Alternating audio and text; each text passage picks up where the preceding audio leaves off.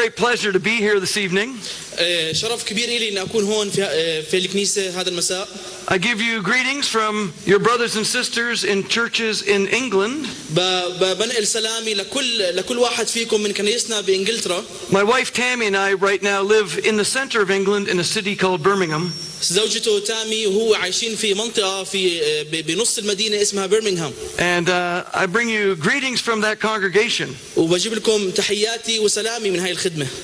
We are a congregation, you know, about this size. احنا تقريبا خدمتنا حوالي هذا العدد.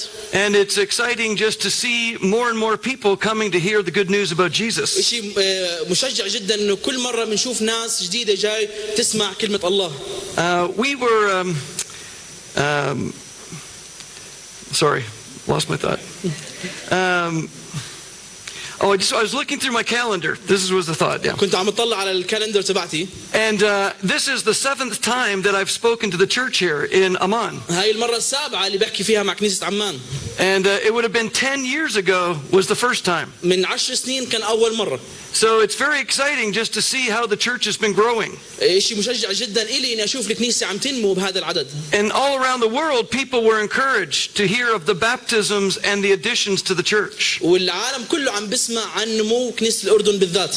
And very excited to hear just about what you're doing, even through the internet, to reach out to people. حتى أنا مشجع جدا إني عم بشوف حتى على الإنترنت على الويب سايت عم بتبثوا كل شيء حتى الناس تستفيد أكثر. God has chosen us to be a light to this world. الله اختارنا حتى نكون نور في هذا العالم. And that's a great responsibility. وهي مسؤولية عظيمة. But there's no better message than the message of the cross. بس ما في رسالة أعظم من رسالة الصليب. There's no better story than the story of Jesus. ما في قصة أفضل من قصة يسوع. It is the story of Jesus that changes the world. قصة يسوع هي القصة التي تغير العالم. And from the beginning of history to the end of history, من بداية التاريخ إلى نهاية التاريخ. it's the story of Jesus that gives meaning to the lives of people. قصة يسوع هي اللي بتعطي معنى لحياة الناس. Let's turn in our Bibles to the most well-known scripture. نفتح أناجيلنا لفقرة معروفة جدا. It's John chapter 3, يوحنا 3 verses 16 to 21. 16 ل 21. John 3 verse 16. يوحنا 3 16. لأنه هكذا أحب الله العالم حتى بذل ابنه الوحيد لكي لا يهلك كل من يؤمن به بل تكون له الحياة الأبدية. لأنه لم يرسل الله ابنه إلى العالم ليدين العالم بل ليخلص به العالم. الذي يؤمن به لا يدان والذي لا يؤمن به ويؤمن قد دين لأنه لم يؤمن باسم ابن الله الوحيد. وهذه هي الدينونة إن النور قد جاء إلى العالم وأحب الناس الظلم أكثر من النور لأن أعمالهم كانت شريرة. لأن كل من يعمل السيئات يبغض النور ولا يأتي إلى النور لئلا توبخ أعماله. وأما من يفعل الحق فيقبل إلى النور لكي تظهر أعماله أنها بالله معمولة. You know, there's some principles, there's some truth that's underlying this text. في بعض المبادئ وبعض الحقائق في هاي الفقرة. And that is, if God didn't send Jesus, we would perish. الحقيقة الأولى إنه لو الله لم يرسل يسوع كان إحنا هلكنا. The only way to be saved is to come into God's presence. الطريقة الوحيدة إني أخلص فيها إني أدخل لحضرة الله. The only way to be saved is to become acceptable to God. الطريقة الوحيدة إني أخلص إني أكون مقبول لدى الله. But without Jesus, this is impossible. لكن بدون يسوع هذا مستحيل. Jesus brings us to God. يسوع بيقربنا لله. Of course, how he does that is first by bringing God to us. ولكن عشان يعمل هيك أولا كان لازم يقرب الله إلنا. Jesus came into the world as the light of God. جاء يسوع للعالم كنور الله. The truth that came out of him was God's truth. الحقيقة اللي طلعت منه كانت حقيقة الله. He was more than just a man. كان أكثر من مجرد رجل. He was God in the flesh. كان الإله في الجسد. I wish I could explain how God did that. بتمنى لو كنت بقدر أشرح كيف الله عمل هيك. I mean, we know about the virgin birth. نعرف عن ولادته من عذراء. It is Christmas time. هو وقت الميلاد. We are thinking about the infant Jesus. منفكر بالطفل يسوع. But still to think that God could come in human flesh. لكن بس إن مبدأ نفكر إنه الله يتجسد. It is an amazing thought. هو فكر رائع جدا. We can sometimes understand why people have a hard time believing. ممكن إحنا نتخيل ليش الناس عندها صعوبة تؤمن بهذا الكلام. But we need to also understand لكن محتاجين أيضا نفهم that God chose this way, إنه الله اختار هاي الطريقة بالذات، and only this way, بس هاي الطريقة to show himself to us. حتى يظهر ذاته لنا. Whoever believes in Jesus is not condemned. الذي يؤمن بيسوع لا يدان. And this isn't simply belief, oh yes, I think he's there. وهذا مش بس الكلام الإيمان اللي هو بس أؤمن إنه هو موجود. This is to say in our hearts that Jesus is the Son of God. هذا نقول في قلوبنا إنه يسوع هو ابن الله. To say that he is God. نقول إنه هو الله. And that his truth is the truth of God. وحقه هو حق الله. Light came into the world. النور جاء إلى العالم. And men love darkness rather than light. والناس أحبوا الظلمة أكثر من النور. And see, that's our challenge today. وهذا التحدي تبعنا اليوم. Are we really wanting to come into God's light? هل إحنا فعلا بدنا نطلع على نور الله؟ Are we really willing to uncover our hearts هل مستعدين نفتح قلوبنا؟ and be open about who we really are? ننفتح عن أنفسنا؟ Are we willing to stand and let God work with us? مستعدين نوقف ونخلي الله يعمل من خلالنا. I want us to spend our whole lesson today رح نقضي وقت كبير من الدرس اليوم in just one chapter of the Bible. في إصحاح واحد من الإنجيل. Genesis chapter 3. تكوين 3. And this is the story of mom and dad. هاي قصة الأب والأم. You know, we're related. إحنا في صلة. You may never have seen me before, أنت يمكن عمرك ما شوفني قبل هيك. but we have a common relative. بس عندنا صلة قرابة مشتركة. Now, you won't find this if you go to ancestry.com. إذا مش رح تلاقي هاي القرابة إذا رحت على الإنترنت ودورت بالعائلات أو النسب. It doesn't go all the way back to the beginning. مش رح يرجع للتكوين. But the Bible does. لكن الكتاب المقدس بيرجع. And so, when we're talking about Adam and Eve, لما نحكي عن آدم وحواء we're talking about someone you're related to and someone I'm related to. نحكي عن شخص أنت مقرب إلك ومقرب إلي أنا أيضا. We're relatives. إحنا أقرباء. Now, many of us are brothers and sisters anyways, معظمنا هون إخوة وأخوات in Christ. في المسيح. But actually, just by being fellow human beings, بس حتى وكوننا إحنا بشر عاديين we share a common history. عندنا تاريخ مشترك. We have a common struggle. عندنا صراع مشترك. And in our hearts, we are the same. وبقلوبنا إحنا نفس الإشي. We may look a little different on the outside, يمكن شكلنا الخارجي مختلف. but God looks into each heart and he sees the same thing. بس الله بيطلع على كل قلب فينا وبيشوف نفس الشغلة. A human soul created in his image. روح إنسان معمولة على صورته. So let's go back to Genesis 3 تكوين 3 and read a story about great-great-grandmother and great-great-grandfather. نقرأ قصة عن And just realize that we're just like them. ونفهم إنه إحنا بس زينهم بالضبط. Now, this story takes place in the Garden of Eden. هاي القصة في جنة عدن. A beautiful place that God has made, مكان رائع الله خلقه. where life was perfect الحياة كانت مثالية وكاملة. in every external circumstance. في كل الظروف المحيطة كانت حياة كاملة. If Eden existed today, لو عدن موجودة اليوم all the tourist agencies would be sending you there for your كان كل vacation. المكاتب السياحية بتبعت رحلات لهناك. Now let's read this together, chapter 3, verses 1 to 6. من 1 ل6 من تكوين 3. وكانت الحية أحيا الجميع حيوانات البرية التي عملها الرب الإله، فقالت للمرأة أحقا قال الله لا تأكلا من كل شجرة الجنة؟ فقالت المرأة للحية من ثمر شجر الجنة نأكل، وأما ثمر الشجرة التي وسط الجنة فقال الله لا تأكلا منه ولا تمساه لئلا تموتا. فقالت الحية للمرأة لن تموتا، بل الله عالم أنه يوم تأكلان منه تنفتح أعينكما وتكونان كالله عارفين الخير والشر. فرأت المرأة أن شجرة جيدة للأكل وأنها بهجة للعيون وأن شجرة شهية للنظر، فأخذت من ثمرها وأكلت وأعطت رجلها أيضا معها فأكل. God created a perfect situation. الله حطنا في مكان مثالي. And he put Adam and Eve in it. وحط فيها آدم وحواء. Now, hopefully, if a snake started talking to you, you would run away. بأمل في هذا الحكي إنه إذا أجت حية تحكي معك إنك تهرب. But you know, Eve didn't. بس حواء ما عملت هيك. And neither did Adam, for that matter. ولا حتى آدم عمل هيك. I mean, Adam is not very honorable in this situation. آدم مش شخص مميز أو له ميزة في هذا الموقف. At the very worst, he's standing there watching the whole situation. بأسوأ أحواله هو واقف عم بتطلع شو اللي عم بيصير حواليه. And as we'll see, he isn't innocent either. ورح نشوف إنه هو أيضا مش بريء. الله يسامحك. But God allowed Adam and Eve to be tempted. لكن الله سمح إنه آدم وحواء يمروا في تجربة. If you go back in Genesis 1 and 2, إذا بترجع تكوين 1 و2 we learn two things about man. نتعلم شغلتين عن الرجل.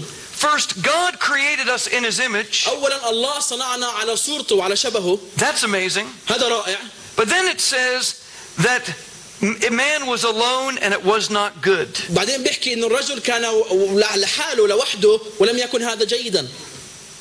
God looked at man and said, he's alone and it's bad. الله طلع على الرجل وشافه إنه لوحده وقال هذا سيء. Now put these two things together. حط هدول الشغلتين مع بعض. God made us in His image. الله صنعنا على صورته. And then the first thing He says about us, it's not good for us to be alone. وأول شيء حكى عن الرجل إنه ليس جيدا أن يكون آدم وحده. What do we learn about God? شو نتعلم عن الله؟ That being in the image of God means you were made for fellowship. إنه أنا معمول على صورة الله يعني في شركة.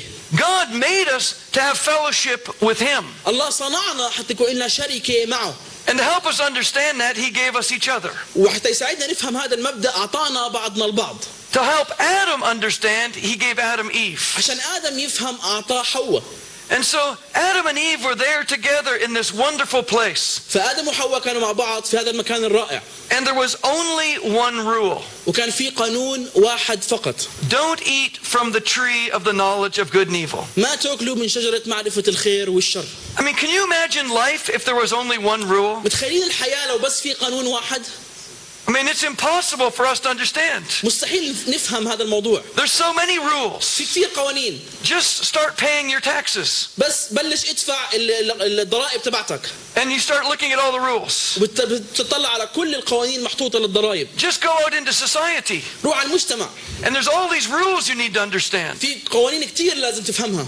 You know when you're a foreigner somewhere. تعرف انك انت لما تكون غريب في مكان ما. Because you don't understand the rules. لانك ما بتعرف القوانين. You know how to speak with people, how close to be. كيف تحكي مع الناس، قديش المسافة اللي تقرب بيها من الناس. You know, in America, people have a certain distance they like to be from each other. بأمريكا لازم يكون في مسافة معقولة بين الناس وبعضها. It's about right here. هيك. Okay, for England, it's about here, maybe here. بإنجلترا هيك أبعد شوي. In Russia, it's about here. Okay? ما في داعي للترجمة صح؟ And in the Middle East, it's all the way. Okay. You know, it's such an interesting thing because you learn these rules, but you don't know what the rule is where you are. الشيء اللي حلو جدا إنه بتتعلم هاي القوانين وأنت ما بتعرفها أصلاً. And I found myself in Russia. I lived there for 8 years. أنا عشت بروسيا حوالي 8 سنين. Backing up all the time.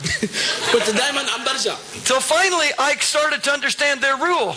بلشت بعدين أفهم القوانين تبعتهم. But then I went back to America and everybody's backing up from me. بعدين رحت على أمريكا ولقيت الناس كلها عم تبعد عني. You know, there are rules. في قوانين. God gave Adam and Eve one rule. الله أعطى آدم وحواء قانون واحد. Don't eat from this tree. ما تأكلوا من هاي الشجرة. There was a good reason for that. كان في سبب وجيه من هذا القانون. Because if you're going to have a relationship with someone, إذا بدك يكون عندك علاقة مع شخص, you need to be able to give something back to them. لازم تكون عندك القدرة تعطيه شيء. What can the created give back to the creator? شو ممكن المخلوق يعطي للخالق؟ God gave one rule. الله أعطى قانون واحد. So we could give back respect and honor. حتى نرجع له احترام وتقدير. Okay, very simple. بسيط جدا. Just to offer God back ourselves. بس إنه نعطي الله أنفسنا مرة تانية. And this has always been pleasing to God. وهذا إشي مفرح لقلب الله. To offer ourselves back to Him. نقدم أنفسنا إله. But it's a free will decision. بس هو قرار حر مني ومنك. But something was happening here. بس كان في إشي عم بيصير هون. It was just one rule. كان قانون واحد. The garden was full of great fruit. الجنة كانت مليانة بثمر حلو. They didn't need that tree. ما احتاجوا لهاي الشجرة بالذات. But Satan was there speaking. لكن إبليس كان موجود يتكلم. And Satan was saying, Why do you think God said you can't eat from that tree? وإبليس بلش يتساءل ليه فكرك الله قال لك ما تأكل من هاي الشجرة؟ When we begin to doubt God, لما نبلش نشكك في الله this is the beginning of the end. هذه بداية النهاية. We all as children grow up innocent like Adam and Eve. كلنا كأطفال نكبر وإحنا بريئين زي آدم وحواء. And we begin to learn the difference between right and wrong. ونبلش نتعلم الفرق بين الصح والغلط. And as long as we keep doing right, we keep our innocence. وطول ما إحنا بنسوي الصح بنضل بريئين. But there's little voices. بس في أصوات صغيرة. For us, it's not a snake. مش حية. For us, it's mostly just our own flesh. بس هو بيكون جسدنا إحنا. But we hear a voice. بس بنسمع أصوات. Don't do what is good. ما تعمل الجيد والصالح. Do what is wrong. اعمل الخطأ. That will be better for you. هذا أفضل إلك. You'll enjoy yourself. رح تستمتع بنفسك. Eve, it's interesting. Satan asked Eve a question. إبليس سأل حواء سؤال. Did God really say you can't eat from that tree? هل الله فعلا قال ما تأكلوا من هاي الشجرة؟ And Eve added to God's words. وحواء أضافت لكلمة الله. Now maybe Adam had added to God's words and Eve was just repeating. I don't know. يمكن آدم هو اللي أضاف لكلمة الله وحواء بس رددت. I don't want Adam to look too innocent in all of this, ما okay? بدي آدم يبين إنه بريء جدا. I don't want any of the men going, yeah, this is about Eve, ما بدي okay? الرجال يبلشوا ينفشوا ريشهم إنه هاي حواء. But Eve added to the words of God. لكن حواء أضافت لكلام الله. God said don't eat it.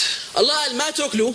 But then Eve said, God said we can't eat it and we can't touch it. بس حواء أضافت الله قال ما نقدر نأكله ولا حتى نلمسها.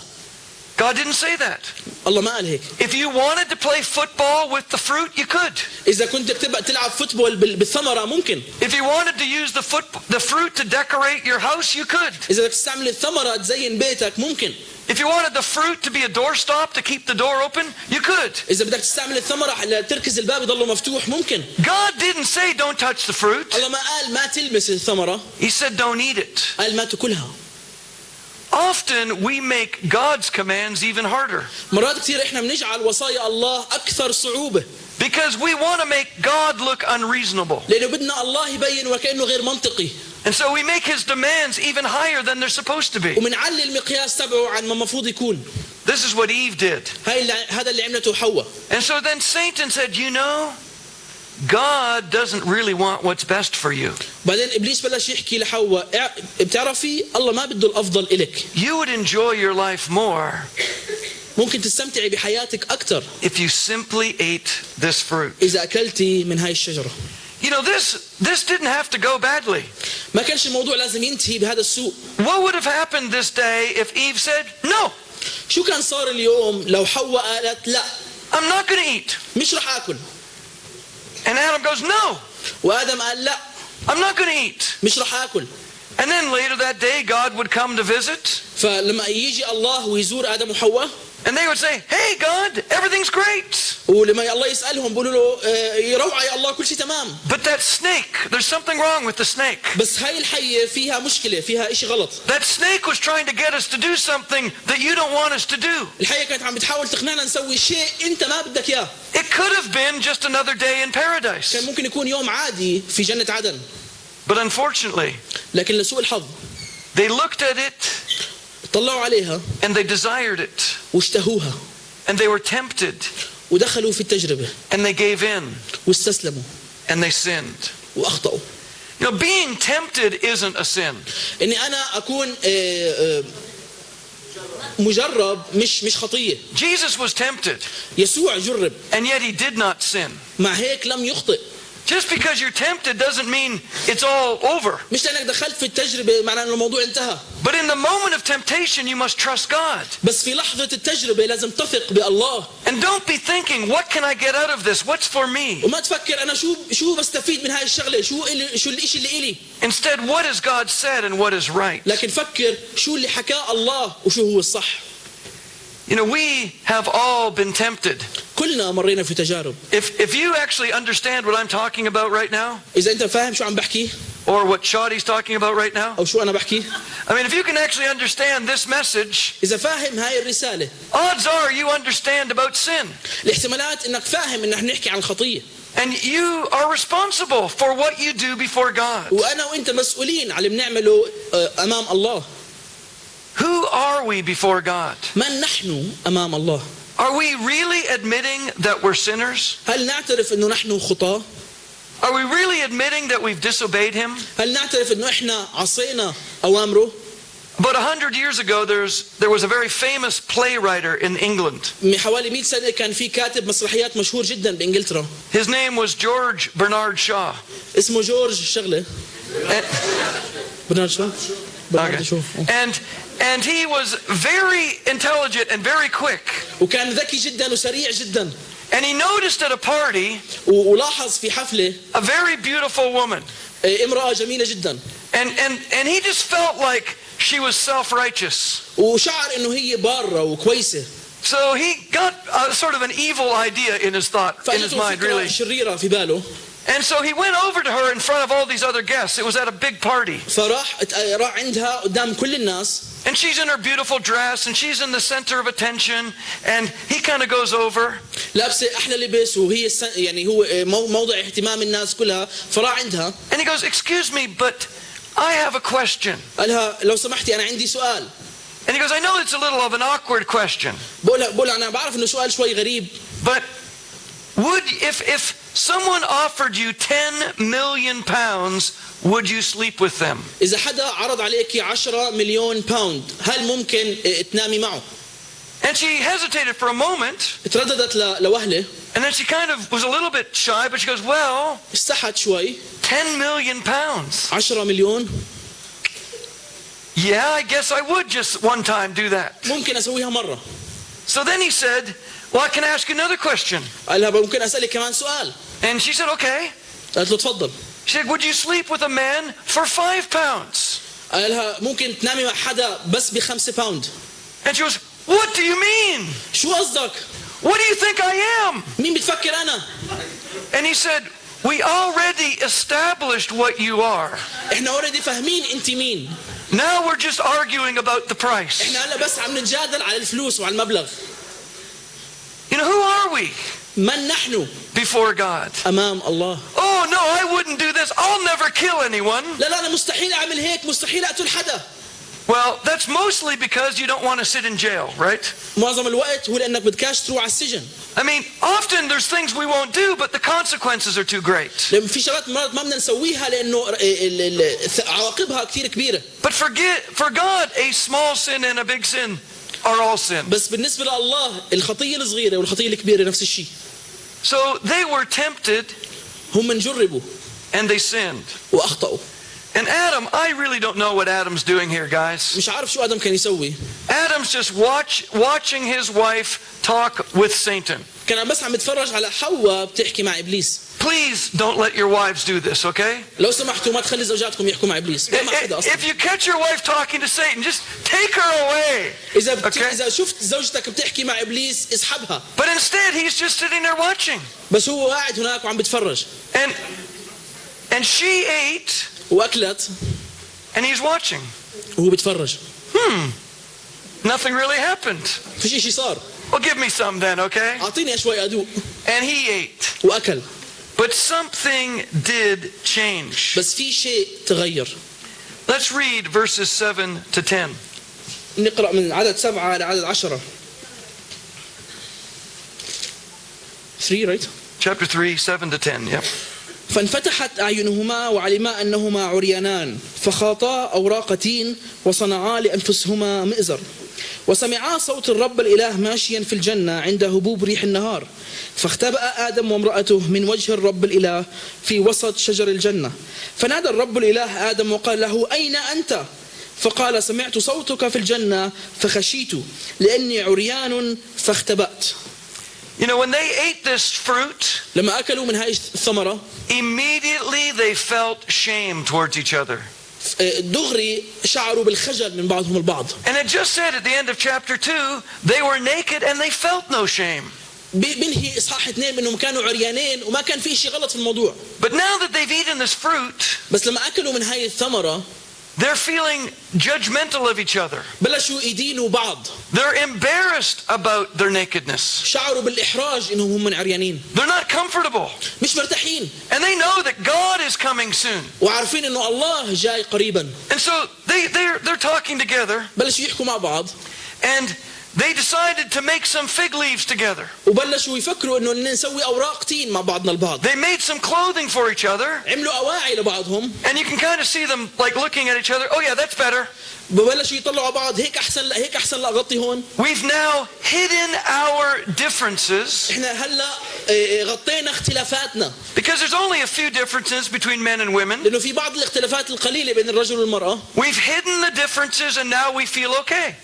خبينا الاختلافات ونشعر إنه كل شيء تمام. And so you can imagine, oh, that's fixed. صلحنا كل شيء. I was ashamed, but now I'm not. كنت خجلان واليوم أو هلا أنا لا. I've covered up. غطيت كل شيء. But then God came. لكن بعدين جاء الله. And did they say, hey God, look at our new clothes? ما استقبلوا الله قالوا له شوف يا رب شوف الأواعي الجديدة اللي احنا لابسينها. Look what Eve's wearing. Isn't it beautiful? شوف شو اللي لابساه حواء مش شيء رائع؟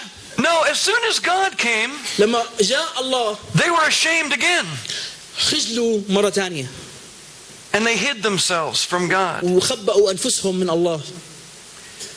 They heard the sound of God coming and they hid from God in the trees. اختبأوا من الله وسط الشجر. But you know, here is really the beginning of God's reaching out to man. هون بداية الله بمد إيده للإنسان. God could have just said, well, I guess Adam and Eve don't want to be with me anymore. ما قال يلا هي آدم وحواء بدهمش يكونوا معي. I'll just let them keep living out there in the forest hiding. راح أخليهم عايشين هناك مختبئين. But that's not what he did. مش هذا اللي عمله. God called out to them. الله نداهم. Where are you? أين أنتم؟ They heard his voice. سمعوا صوته. And they came out into the light. وخرجوا إلى النور.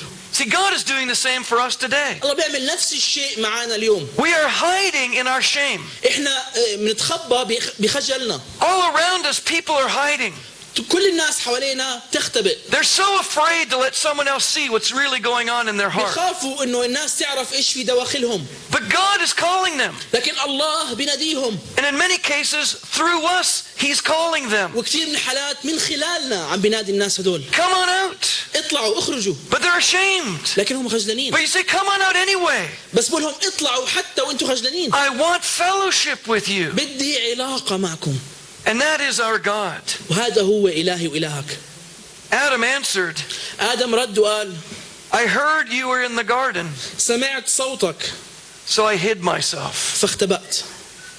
See, shame destroys relationships. خجلي وإني أستحي بدمر العلاقة. It says because men love darkness, they did not come into the light. لأنه الناس أحبت الظلمة لم تخرج للنور. The good thing about Adam and Eve is they came out. الخبر الصار إنه آدم وحواء طلعوا. They didn't love the darkness. ما أحبوا الظلمة. They were ashamed. كانوا خجلانين. But God called them and they answered. لكن الله نداهم واستجابوا.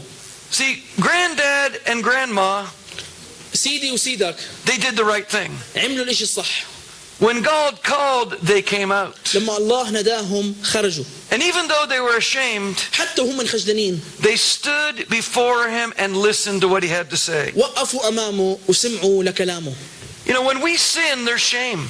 لما نخطي في خجل. And I encourage you, وأنا بشجعك. don't let anything stay in your heart tonight. ما في تخلي إشي يضل في قلبك الليلة. You know, find someone close to you, a good friend, لاقي صديق قريب منك. and be open about what's going on in your heart. وكون منفتح على اللي بيصير جوا قلبك. Don't block the light of God from being in your heart. ما تسد نور الله إنه يوصل لقلبك.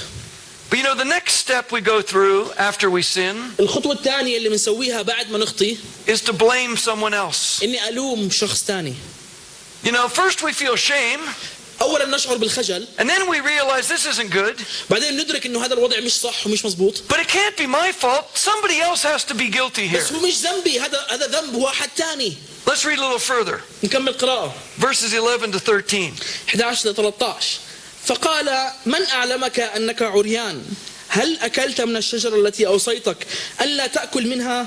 فقال آدم: المرأة التي جعلتها معي هي أعطتني من الشجرة فأكلت. فقال الرب الإله للمرأة: ما هذا الذي فعلت؟ فقالت المرأة: الحية غرتني فأكلت. You notice God didn't ask the serpent, why did you do this? لاحظ أن الله ما سأل الحية ليش عملتي هيك. God knew the answer to that already. الله كان عارف الجواب لهذا الموضوع. But you know, he said to Adam, why did you do this? سأل آدم: ليش عملت هيك؟ Did Adam blame Eve? هل آدم لام حواء؟ Yes and no. ولا. Adam said, the woman آدم قال المرأة you gave me. اللي أنت أعطيتني إياها. Can you believe it? صدق هذا الموضوع؟ He blamed God for his sin. لام الله على خطيته. Sometimes we say to God, I couldn't help but sin. مرات بنحكي لله: أنا مش قادر إلا إني أخطي. That's the way you made me. هيك أنت صنعتني. You made me this way. صنعتني بهاي الطريقة. You put me in this situation. حطيتني في هذا الموقف. Now just a few days before, قبل أيام God had created Eve. الله خلق حواء. And Adam was excited. وآدم كان متحمس ومبسوط. He's like, this is bone of my bone, flesh of my flesh. هاي عظمة من عظامي ولحم من لحمي. Like, God, you're so good. I love you. يا الله أنت شيء رائعة. This is wonderful. هذا رائع جدا. But now sin comes into the world. بس دخلت الخطية للعالم. And he's like, God, قول يا رب it's that woman. المرأة اللي أنت أعطيتني إياها. That woman you gave me. اللي أعطيتني إياها. She gave it to me. هي أعطتني الثمرة. And you can see Eve right there. Okay. وممكن تطلع على إيف وتلاقي شو اللي عم يصير. Let's see.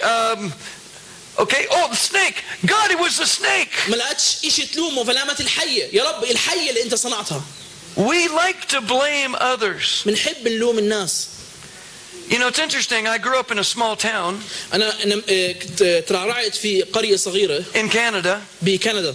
And there's a fair problem with alcoholism in Canada. في مشكلة بالشرب والمشروب بكندا. And I knew two families. كنت أعرف عيلتين. Where in the families, both the mother and the father drank together a lot. الأم والأب كانوا يسكروا بدرجة كبيرة. And it would be typical on Saturday night for both the mother and the father to be drunk on the floor, passed out. وإشي طبيعي إنه يوم السبت يوم العطلة كانوا يسكروا مع بعض لحديد إنه للثمالة ويكونوا قاعدين على الأرض. But what's interesting is the children of these two families. الإشي المهم إن نفهمه إنه الأولاد لهاي العائلة. One group of children drank with their parents. مجموعة من العيلتين هدول كانوا الأولاد يشربوا مع أهاليهم. And the other child never drank and still today never drinks لكن alcohol. الولد الثاني عمره ما شرب ما كان يشرب وعمره لهلا ما شرب. See, sometimes we blame our parents. مرات كثير بنلوم أهالينا. Well, the reason I'm a sinner, that's my parents did that to me. أنا خاطئ لأنه أهلي هيك علموني. It's very convenient. هذا إشي طبيعي. This even became theological at one point. هذا صار إشي منطقي مسلم به. The Catholic Church teaches that this is original sin. الكنيسة الكاثوليكية تعلم إنه هذا إشي الخطية الأصلية. And we all inherit Adam and Eve's sin. وكلنا نرث خطية آدم وحواء. It's just another excuse. هذا عذر تاني. It's not my fault. مش ذنبي. It's grandma and granddad. That's what they did it. هو جدي وجدتي هم اللي عملوا هذا الموضوع. No, each person sins كل شخص بيخطي. when their own desire لما عندهم شهوة tempts them رغبة هو هذه الرغبة هي اللي بتدخلهم في تجربة and traps them, وتأسرهم and that gives birth to sin. وهذا يلد خطية. Nobody made you sin. ما حدا بيخليك تخطي. You chose to sin. أنت وأنا نختار نخطي. I chose to sin. أنا بختار أخطي. We are just like Adam and إحنا Eve. زي آدم وحواء. So we can't blame God for this. ما بنقدر نلوم الله على هذا. Let's read a little further. نكمل قراءة. Verses 14 to 20. 14 ل 20. فقال الرب الإله للحية: لأنك فعلت هذا ملعونة أنت من جميع البهائم ومن جميع وحوش البرية، على بطنك تسعين وترابا تأكلين كل أيام حياتك، وأضع عداوة بينك وبين المرأة وبين نسلك ونسلها، هو يسحق رأسك وأنت تسحقين عقبه. وقال للمرأة: تكثيرا أكثر أتعاب حبلك، بالوجع تلدين أولادا، وإلى رجلك يكون اشتياقك وهو يسود عليك، وقال لآدم لأنك سمعت لقول امرأتك وأكلت من الشجرة التي أوصيتك قائلا لا تأكل منها ملعونة الأرض بسببك بالتعب تأكل منها كل أيام حياتك وشوكا وحسكا تنبت لك وتأكل عشب الحقل بعرق وجهك تأكل خبزا حتى تعود إلى الأرض التي أخذت منها لأنك تراب وإلى التراب تعود. ودعا آدم اسم امرأته حواء لأنها أم كل حي. You know, sin brings shame. الخطية تجلب العار. And sin brings blame. والخطية تجلب إن أنا ألوم الناس التانية. But sin also brings pain. لكن حتى الخطية بتجيب الألم. Our world is in pain today. العالم اليوم هو في ألم. We are suffering in our world because of sin. إحنا بنعاني في عالمنا بسبب الخطية. There are consequences. في نتائج. And even for Christians, حتى للمسيحيين. there's consequences in our lives. في نتائج لأشياء في حياتنا. Now Jesus takes away the eternal consequences. الله بأخذ يسوع أخذ العقاب الأبدي. Amen. أمين. Aren't you glad that you won't suffer eternally? مش مبسوطين إنه الله ما راح يخلينا نعاني للأبد. But we can still suffer here. لكن ممكن نعاني ونتألم هون. Because of our sin and the sins of others. بسبب خطايانا وخطايا الناس. Adam gave Eve a new name. آدم أعطى حواء اسم جديد. He said, "You'll be the mother of all the living." قالها رح تكوني أم لكل حي. See, in that moment already, man was looking to the future. من هاي اللحظة بالذات أصبح الإنسان ينظر للمستقبل. And Eve's children would also begin innocent before God. وحتى أولاد حواء ممكن يكونوا أبرياء أمام الله. But just like Adam and Eve, بس زي آدم وحواء they would be faced with temptation. رح يواجهوا التجربة. And they would have to make a choice. ورح يكون عندهم يختاروا. And God would call out to them. والله بناديهم. And they'll make another choice. ويأخذوا خيار آخر. See, we choose to sin. نختار نخطي. But then we choose to obey God. لكن بعدين نختار نتبع الله. We choose to answer His call. نختار نستجيب لصوته. I would love a world with less pain. بتمنى يكون عالم بألم أقل. But that can only happen with a world with less sin. بس هذا ممكن يتحقق إذا كان العالم بخطية أقل. And only God gives us the true motivation to stop sinning. والله هو بس بعطينا الدافع الحقيقي إنه نبطل الخطية. And that's His offer of forgiveness. هو عطية الغفران. God's willing to forgive us. الله بده يغفر لي ويغفر لك. And give us a new start. ويعطينا بداية جديدة. Let's not let our sin separate us from God. ما تخلي خطايانا تبعدنا وتفصلنا عن الله. Let's surrender to God. خلينا نسلم لله. What did God do to finish the situation? شو عمل الله عشان يخلص من هذا الموضوع؟ Let's read verses 21 to 24. من عدد 21 ل 24. وصنع الرب الإله لآدم وامرأته أقمصة من جلد وألبسهما. وقال الرب الإله هوذا الإنسان قد صار كواحد منا عارفا الخير والشر والآن لعله يمد يده ويأخذ من شجرة الحياة أيضا ويأكل ويحيا إلى الأبد. فأخرجه الرب الإله من جنة عدن ليعمل الأرض التي أخذ منها فطرد الإنسان وأقام شرقي جنة عدن الكروبيم ولهيب سيف متقلب لحراسة طريق شجرة الحياة. Why did God prefer fur and leather to cotton? ليش الله اختار أو فضل الذبيحة اللي هي من جلد؟ Why would God make them new clothing? ليش الله عملهم لبس جديد؟ And He's like, you know, Adam and Eve, okay, we got to do something about these fig leaves. ما قال لازم نسوي إشي عشان هذول اللبس مش كويس. They're just not well made. مش مصنوعين بإشي بطريقة كويسة. That wasn't the lesson. مش هذا الدرس. The lesson is if we cover ourselves, الدرس هو إذا إحنا غطينا أنفسنا. that covering is not acceptable to God. هاي التغطية مش مقبولة لله. But if God covers us, لكن إذا الله غطانا, that covering is acceptable. هذا الغطاء مقبول. You know, up until this time, Adam and Eve were vegetarians. لحد هذا الوقت كان آدم وحواء نباتيين. They weren't eating meat. ما كانوا يأكلوا لحم. As far as we know, no animal had ever yet died. لحد ما بنعرف حسب معلوماتنا إنه ما في ولا حيوان مات لهذيك اللحظة. And here we have in the story of the first man and woman, وهون عندنا في قصة أول رجل وأول امرأة, a prophecy about Jesus. نبوءة عن يسوع. Because the only way for sin to be covered لأنه الطريقة الوحيدة عشان الخطية تتغطى was for someone to die. لازم كان شخص يموت. Blood must be shed. الدم لازم يسفك. The only way for us to be forgiven is through Jesus Christ. الطريقة الوحيدة تغفر خطايانا هي عن طريق يسوع المسيح. Our repentance can't cover our sin. توبتنا ما بتقدر تغطي خطايانا. Only the blood of Jesus بس دم يسوع can actually wash us clean. ممكن تغسلنا وتنقينا. And so God looked at Adam and Eve الله طلع على آدم وحواء and he said, you can only be covered by me. وقال أنا بتقدروا تتغطوا بس من خلالي.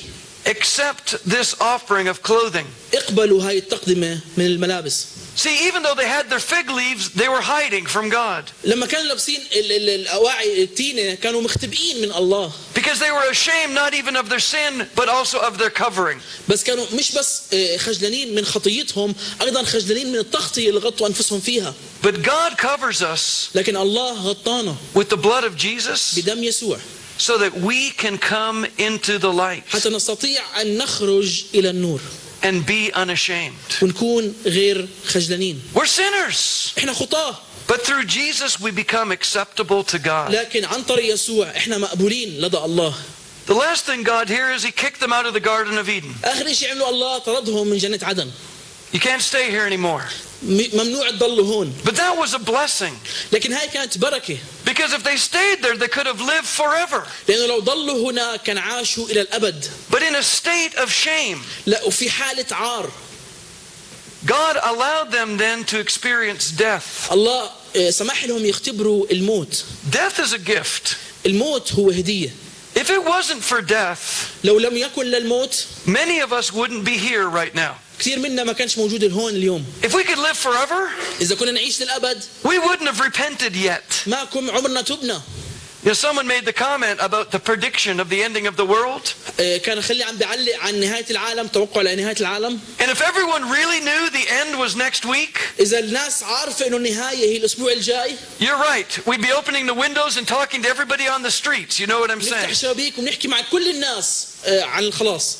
But see, it's the fear of death بس هو خوف الموت that actually makes us think about the meaning of life. بخلينا نفكر في معنى الحقيقي للحياة. Just it was like 2 weeks ago, قبل أسبوعين a good friend of mine died. صديق بعرفه كتير منيح توفى. And he was only 62 years old. كان عمره بس 62 سنة. And he had a stroke. كان أجته نوبة قلبية. And was half paralyzed. ونصه انشل. And he was living in the care home across the street from where I live. وكان عايش في بيت مسنين على آخر الشارع. And from about July until October, من جولاي لحديت أكتوبر لشهر 10. my wife and I were going over to the care home every couple of weeks. كنا نروح كل أسبوعين تقريبا نروح على هذا البيت. Just to reach out to people and serve in the community. بس عشان نتواصل مع الناس ونخدم في المجتمع. And we began to build a relationship with this man. وبلشنا نبني علاقة مع هذا الرجال. And it was about 6 weeks ago. وحوالي من 6 أسابيع. I said to my wife, قلت لزوجتي. Today's the day. اليوم هو اليوم. I am going to go study the Bible with Jan. راح أروح أدرس الإنجيل مع هذا الشخص. I was really excited. وكنت متحمس جدا. Because we've been talking and I really felt like it is now time. كنت عم بحكي أنا وياه وشعرت إنه هلأ هو الوقت المناسب. So I went over to the care home. رحت لبيت المسنين. And he wasn't there. وما كان موجود. He got an infection in his lungs. صار عنده التهاب برئتيه. And they taken him to the hospital. أخذوه على المستشفى.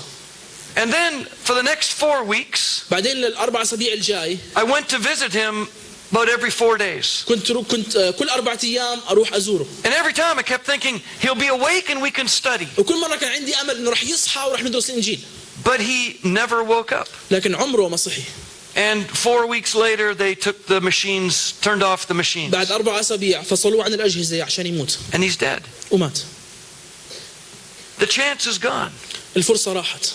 You know, we live in a world where there's just a moment of opportunity. احنا بنعيش في عالم بس في لحظة فرصة. And we don't know when our end will come. وما بنعرف إمتى نهايتنا رح تيجي. Yeah, it's true. We don't know when Jesus will come back. وكمان حقيقي إنه ما بنعرف إمتى يسوع رح يجي. But we also don't know when we're leaving.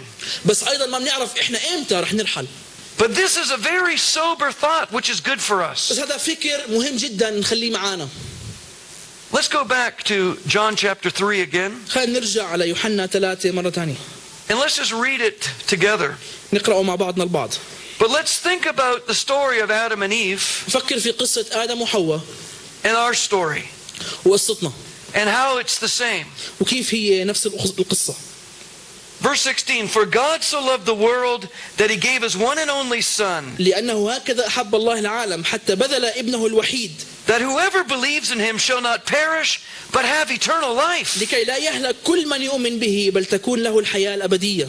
For God didn't send his son into the world to condemn the world, لأنه لم يرسل الله ابنه إلى العالم ليدين العالم but to save the world through him. بل ليخلص به العالم. Whoever believes in him is not condemned, الذي يؤمن به لا يدان but whoever does not believe stands condemned already, والذي لا يؤمن قد دين because he's not believed in the name of God's one and only son. لأنه لم يؤمن باسم ابن الله الوحيد. This is the verdict. هذه هي الدينونة. Light has come into the world, النور قد جاء إلى العالم but men love darkness instead of light because their deeds were evil. وأحب الناس الظلم أكثر من النور لأن أعمالهم كانت شريرة. Everyone who does evil hates the light and will not come into the light for fear that his deeds will be exposed. لأن كل من يعمل السيئات يبغض النور ولا يأتي إلى النور لئلا توبخ أعماله. But whoever lives by the truth comes into the light, وأما من يفعل الحق فيقبل إلى النور so that it may be seen plainly that what he has done has been done through God. لكي تظهر أعماله أنها بالله معمولة. Since the time of Adam and Eve, من وقت آدم وحواء God's been calling us into the light. الله عم بينادينا للنور. And even when we come into light, حتى لما نيجي للنور we need to stay in the light. محتاجين نضل في هذا النور. We can't just come, get our new clothing and leave. ما بينفع نطلع ناخذ غطاء جديد ونرجع مرة تانية. We need to come and stay in God's light. محتاجين نطلع نظهر ونضل في نور الله. There's no other way to be saved ما في طريقة تانية للخلاص but in the light of God's Son. بس في نور يسوع المسيح ابن الله. Let's remember that through our Christmas season. خلينا نتذكر هذا بفترة العيد والكريسماس. Amen. أمين. Thank you.